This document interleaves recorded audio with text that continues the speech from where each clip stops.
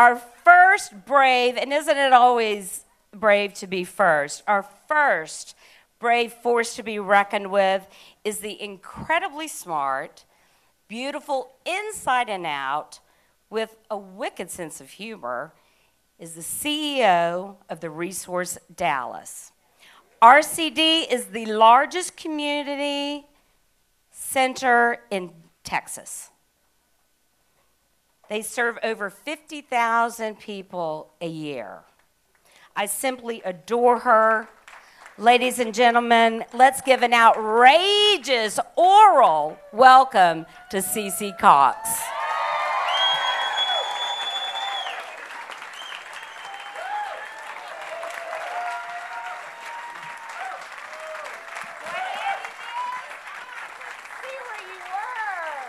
Isn't she pretty?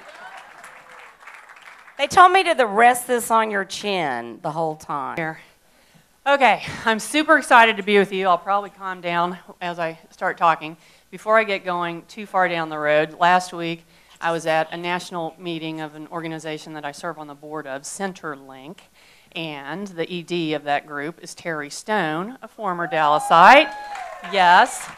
And Emma Colquitt was on his board, and he's friends with Lori and probably most of the people in the room. And he said, I want to come. I said, well, baby, I got your room ready. So Terry's with us tonight. And Terry, thanks for coming. It's great. Let's see what this is. Okay, let's get going. You want to go? You ready? All right. So what I decided to do was put 3 stories together under the heading of, I swear you just can't make this stuff up. So chapter 1 of, I swear you just can't make this stuff up. It was December 1988, and there was an occasion that I was drawn to like a moth to a flame. And my knees were shaking, sort of like they are right now. What it was a protest in combination with a candlelight vigil. And it was held at City Hall, and it was put together by the organization's name at that time, was the Dallas Gay Alliance. 1988, I had not been out very long. I moved to Dallas in 1984, and at that time I was out to some good friends, some friends that I'd gone to college with. There were 4 women, me among them, that had all gone to Northwestern University. We were journalism majors, and it just turns out that we ended up starting our careers here in the journalism market. And one of those friends is a beautiful, tall, she had long brown hair woman named Lori Montgomery. Lori was a reporter for the Dallas Times-Herald. I opened up the paper one morning, specifically December 16th, 1988, and it's amazing what I found in my files, because I never would have remembered that date on my own. The headline in the Dallas Times-Herald was, Why Judge Was Easy on Gay's Killer. And I've got a copy of it right here. So the background story is that 2 men, gay men, were murdered in Revachon Park, which is essentially just down the road, 3 bullets each. Their names were Tommy Lee Trimble and John Lloyd Griffin. The second bullet into John Lloyd Griffin was as he was crawling away after having the first bullet in his body. And they were killed by some young men, not that much older than my own son at this time, young men from Mesquite, Texas, who came into Oaklawn to cause some trouble and give some heck to the gays. And that's what they did. They ended up killing 2 men. So Judge Jack Hampton was a state court district judge, and it was sentencing time. The killer, Bernardsky, was found guilty. Richard Lee Bernardsky, he was 18 years old. And the judge had discretion to set the sentence. The maximum amount could have been life. Minimum could have been 5 years. And Hampton handed down a 30-year sentence, which is pretty light for cold blood killing of 2 people that weren't causing any trouble.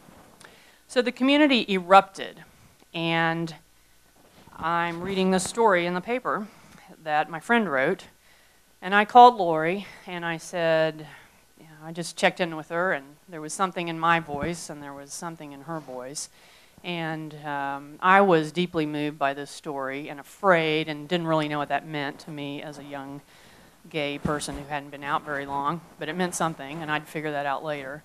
And so Lori's kind of trembling in her voice was that She was afraid she might lose all of her sources at the courthouse. That was her beat. The story had been written. She knew it had to be written, but what was that going to mean? Would all her sources dry up? Would she be able to get assigned to anything again? And she had great integrity, so it wasn't a matter of not writing the story. It was just a matter of what that was going to be like afterwards. But she continued to write stories. And what happened among the community was that this protest was held. The vigil part was to memorialize all the people that year who had died of AIDS. And I was a commercial photographer at the time. I also wrote, but my income was from taking pictures. And so I went that night. I didn't know very many people in the community. I had my camera around my neck, and it really was my security blanket. I didn't interact with a lot of people, but I sure was paying attention, and I took a lot of pictures. I have a couple of rolls, and it was a black and white film. So I didn't really do anything with those images for a long time. They were really hard to print because it was dark outside, and the film, so contrasty. But I now have them. I printed some, and I have them in my office if you ever want to see them, because I don't want to forget the story.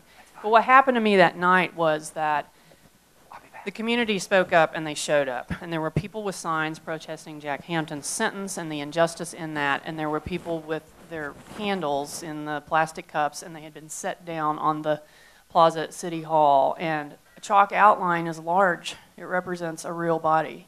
And there were over 100 of them. And so you just couldn't pass through that space without being incredibly moved. And it was a catalyst for me. It wasn't the first time I was engaged in the LGBT community, but it was the most significant first time. And nothing really was the same for me after that. So I want to express my gratitude to the leaders of Dallas Gay Alliance at that time, which included William Wayburn and Bruce Monroe and Deb Elder. It changed my life, and it has moved me forward.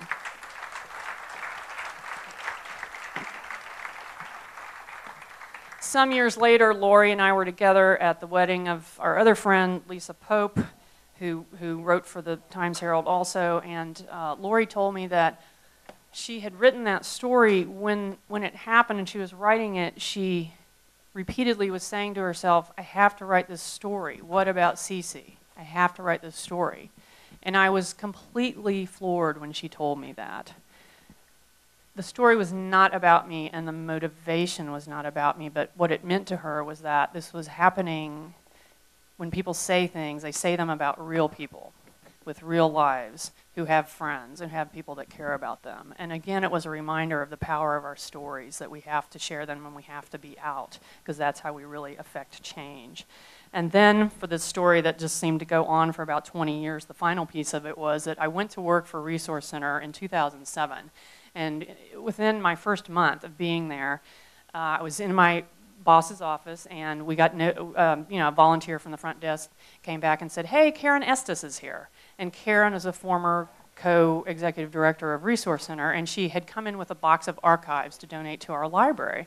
So I ran up and I said, hey, I got the box, carried it back to Mike's office, and opened it up. And the first piece of paper there I pull out. I was really excited to see what was in there. And a physical sensation went through my body. And the first piece of paper was an invoice addressed to GUTS, Gay Urban Truth Squad, which was a program of the Dallas Gay Alliance. And they had been billed $81 for the electrician fee and $100 for the power washing to clean up the chalk outline the next day after the protest. I thought, I cannot believe this is happening to me. So I made a copy of that, and that's in my office too. We need to remember. Okay, chapter 2 of, I swear you can't make this stuff up. Dubbed as the Gay and Lesbian USO Show, headquartered or spearheaded by Gary Bellamy, who was a good old-fashioned street activist, we took, under the auspices of Dallas Gay and Lesbian Alliance at the time, a trip to beautiful East Texas. I mean, it says, the flyer says, beautiful East Texas. The Freedom Ride. This was October 1994, and it was in conjunction with National Coming Out Day. And Gary and the rest of the board, we all decided that there had been a spate of hate crimes, murders in Texas within the preceding year and a half. 8 people had died that we knew of, and some of them in East Texas, including Nicholas Ray West in Tyler, who was taken from a park, taken to another location, made to strip, and shot 20 times. And we got a lot of calls at Dallas Gay and Lesbian Alliance from people in East Texas who felt powerless and wanted help and wanted a reassuring voice. So, being the street activist that he was, Gary decided we would charter a bus and head out to East Texas. Listen to the towns we went to. Not, your real spots of enlightenment. Commerce, Sulphur Springs, Mount Pleasant, Gilmer, Tyler, Athens, and Gun Barrel City. Right. Oh, we got the Cedar Creek Lake crowd, because there's a bar out there, right? Okay. So in Sulphur Springs, we were met by one of the riders' moms. Danny Allen Scott was on the bus, and his mom, Judy, met us. And she was quoted in the Dallas Morning News as saying that she would greet us with donuts and milk, because after all, this is the dairy capital out here. And sure enough, she did, and it was great. She was also quoted as saying that she didn't understand homosexuality, and she didn't know she ever would. But she loved her son, and she knew that for sure. And she met us. So Gary Bellamy had lined up a host in every city. He had sent media out to the local market and to those cities, and in hopes that there would be coverage and in hopes that we would be met with friendly folks and allies, LGBT folks and allies. And in some cities we were, and some we weren't. And then we hit Gilmer, Texas. So if you traveled around Texas, you know how pretty the courthouses are. They can be really interesting. And it was the seat of Upshur County. And I don't remember anything about the building because as soon as we stepped off the bus, we were surrounded by twice as many of them as there were of us. And them was pretty scary. Some of them purported to be from a church called the Apostolic Church. Apoplectic might have been more appropriate, but some of the more favorite signs that were presented were repent, Jesus doesn't love you, queers burn in hell, and my favorite, man plus woman, do it God's way. I swear you can't make this stuff up. Some of the more frequent slogans we heard were Clinton lover, which was a reaction to Kathy Massey's hairstyle. Kathy, the PFLAG mom from Denton, Texas, that showed up for everything with us, along with Pat Stone. And that's the best critique they could come up with. She was amazing. They did a cheer, JESUSCHRIST. Well, it has 11 letters. That was pretty impressive. They could remember all the letters. And then, of course, faggot. And it was scary. They were in our face. They grabbed American flags out of our hands. And but it turns out that there was a reporter, Edie Dreyer. She worked for here in Dallas, the WFAA ABC affiliate. She'd grown up in Tyler, and Gilmer was just where she caught up with us. And all that went down. By the time we got back to Dallas, and just a couple hours later, 10 o'clock news comes on, and it spoke for itself. It was apparent what was going on and the sort of vitriol that was directed at us. And my favorite quote that got carried on the news that night was, and of course I don't mean favorite, but it told the story. It kind of represented some of the mentality. I'll try to capture the accent. God'll burn this town down if it's full of gays. We got back on the bus and we were scared. We were shaken, but we had been coached not to react and not to engage if that type of thing happened. So the next day, my partner and I, at the time, Lisa Means, we went to the Texas State Fair, being October in Dallas, and I was really looking forward to my Fletcher's corny dog. And just as I'm about to put that mustard on, some voice speaks over the condiment aisle and says, "Hey, weren't you on the news last night?" You've got to be kidding me. I made it all the way back to Dallas, and I'm not going to get to enjoy my last Fletcher's corny dog. But it was a voice of support. It was someone that said that they had seen that, and they were shocked by it, and they felt like we could make a difference and encouraged us to carry on the work. Again, we got to speak up. Oh, you might enjoy this. So one of the photographs, you may not be able to see it, but maybe the camera can pick it up for future generations. shows the ZZ Top look-alike, who was there in Gilmer, along with his colleague shooting us the bird, because that's original and clever. And anyway, there you have it. Okay, chapter 3 will be quite brief because there are other speakers that I know you want to hear. Chapter 3 of You Just Can't Make This Stuff Up. You might have heard about a little incident down with our friends in Fort Worth called the Rainbow Lounge Raid. It was a bummer. June 28th, 2009 just happened to be the 40th anniversary of the Stonewall riots. Bad time for a 1950s style throw 'em up against the wall Gestapo style bar raid, but that's what happened. So I worked at Resource Center at that time, and we do a lot of education and advocacy. So we reached out to the Texas Alcohol and Beverage Commission, which was the statewide agency that was involved in the bar raid, and asked them if they would be interested that they might just need some cultural competency training as to the LGBT community. They kind of thought that was a good idea.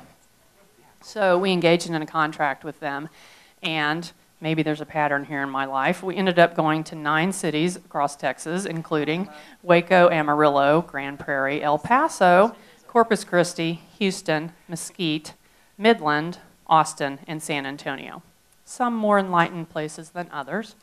But to their credit, the commissioner, Alan Steen, mandated that every single employee of TABC would be trained. And we trained every single employee of TABC, whether they worked in the office and kept timesheets or whether they were inspectors in the field.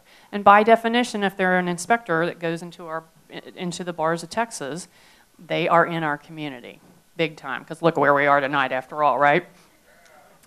So there were some interesting things that happened along those trainings. In Amarillo, we were in a 2-story facility to do the training. It was where the training was for the Potter County Sheriff's Department. And folks from TABC are all across the state, so they were coming in from different locations, and they would just pick the best central gathering spot that they could. But we climbed up the stairs to the training room, and there was this gigantic space in the building we were in. It turns out that was the hangar for the helicopter. And then behind another wall was where they kept the horses. So it was the livestock barn. Okay, well, we are in Amarillo, so let's start the training. There were some crazy times. But the first training kicked off with one of the biggest visuals I remember was one of the attendees, so a TABC employee, was at the back of the room, and he sat like this, and he leaned back, and he pulled his cowboy hat down, and a bunch of those people carry heat. So I'm not sure what to do with that, but we went on with the training, and at the end he stood up and he said, well, I worked in the office where the 2 agents were fired, and they were good men, and I want you to tell me that you're not going to say bad things about them.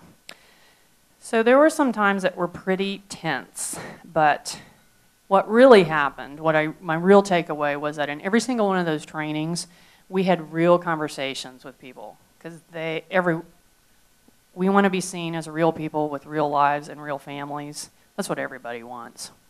And so for every anxious person leaning back in their chair with their arms crossed, there was someone who had a gay son or a gay daughter or a gay cousin or a lesbian aunt or, and they wanted to learn and they asked questions. And I knew that at the end of that, we had made an impact. And because we had had real conversations, we looked people in the eye, and we carried on to try to help a horrible situation come up with something better than that. So the theme of this to me has been that I have benefited from a pattern of other people before me, when you think back to the candlelight vigil, that had the courage to show up. And they knew that our voices had to be heard. And I have tried my best to carry that on. People would take away different things from different situations, but that is what resonated with me. And I feel so blessed to be part of this community.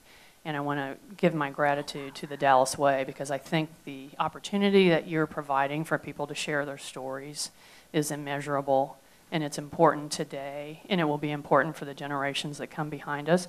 And I don't know if anyone is going to do a pitch for money, But there's a lot of people in this room, and if you are not yet supporting the Dallas Way, they did not tell me to say this, I'm going rogue here, you're going to get a lot of bang for your buck, and this is important, and we're helping build a foundation for this community. They are helping build a foundation for this community. So I would encourage you to support the Dallas Way. Thanks for the opportunity to be here tonight. Yay, Cece!